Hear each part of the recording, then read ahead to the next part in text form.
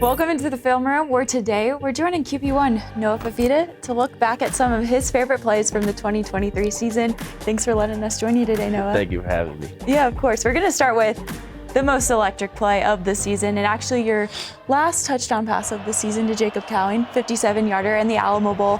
Being chased, fires on the run. Cowing makes a catch. 35, 30, 20, 15, 10, 5. Touchdown, Arizona! Let's set the scene, because when you guys take the field, it's a tie game.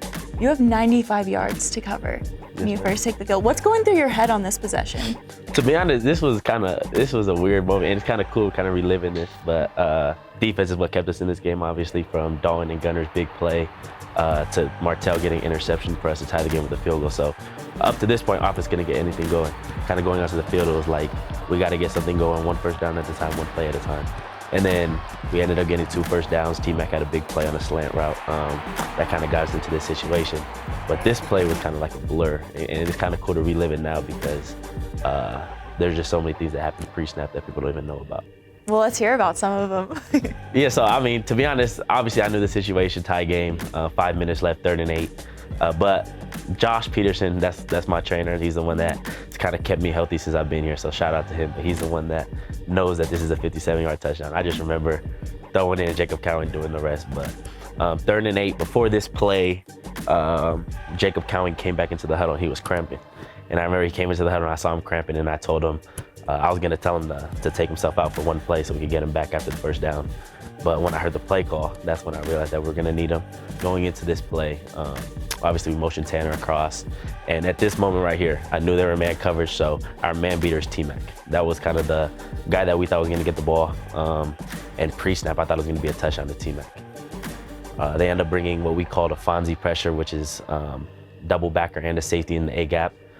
Perfect play call to be able to get me out of the pocket. O-line did a great job kind of sealing the edge. Shout out to Tanner and Jonah being able to get me on the edge here. But as soon as I get to this moment, I know I can't pull up, so I know T-Mac's eliminated, which is kind of why this play is crazy, because at this point, it's all reaction now. Pre-snap, I thought I was going to T-Mac. Post-snap, now I can't set up, so I know T-Mac's eliminated. And at this point, I thought I was going to go to Mike Wiley, and then for some reason, I still don't know why, but for some reason, I just kind of felt that space vacate, and I saw Cowing coming across.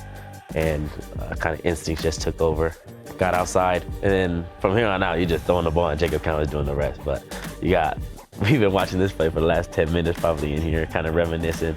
But you got Jacob Cowing running down the sideline with a calf cramp, turning and burning, probably hit 20 miles per hour to score. You got Montana making a block right here. You got everybody on the sideline celebrating. But this is definitely the most electric play of the year. Comes the rush, going for the end zone, got a man open, touchdown Arizona. Well, there must be something to your connection with Jacob Cowing, because that's the next play we want to look at. We're going to USC, big game for you especially. Walk us through this first touchdown pass to him in the first quarter. Yeah, so I mean, the reason we kind of chose this play is because this is my first game back in California against a team I kind of grew up watching. This is the second drive. First drive, we were able to drive down the field quickly. Only got a field goal out of it, and then this drive, obviously we get the ball back. I think defense had 2 3-and-outs in a row, so get the ball back, driving down again. And then this play was interesting because this whole week, we knew exactly what covers they're gonna be in. They'd like to run what we call field 6, so cloud to the field, which is kind of different. Most people run cloud to the boundary, cover 4 to the field. They were kind of flipped, so they ended up running cover 4 to the boundary. This guy's a really special player, Kalen Bullock, so they like to have him to the field, playing this whole deep half over here. So we kind of came into this game thinking that we're gonna get one-on-one with T-Mac. He had what we call an under takeoff, so a 5 yards, 1 step to the slant, back up, a double move, and then you had a down the middle with Cowing. So kind of all week this week, we thought Cowing was going to be able to hold Bullock in the middle, and we're going to get one-on-one with T-Mac, which is the purpose of this play.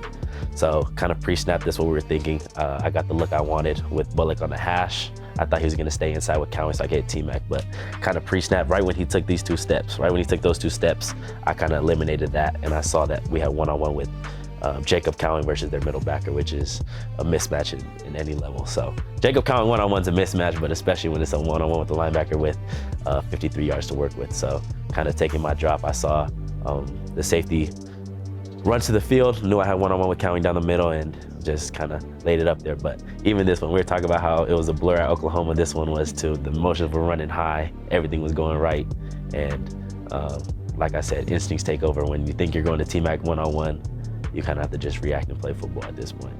How many plays would you say you're just reacting that it's not going to go as planned?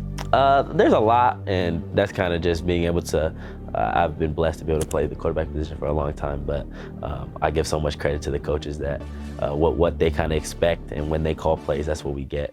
Well, thanks so much, Noah, for letting us join you in here today. I think we could talk about your plays from last season all day long. It was really hard to just pick two, but Yes, ma'am. thank you. We can't wait to see you out on the field this next season. Thank you. I appreciate it.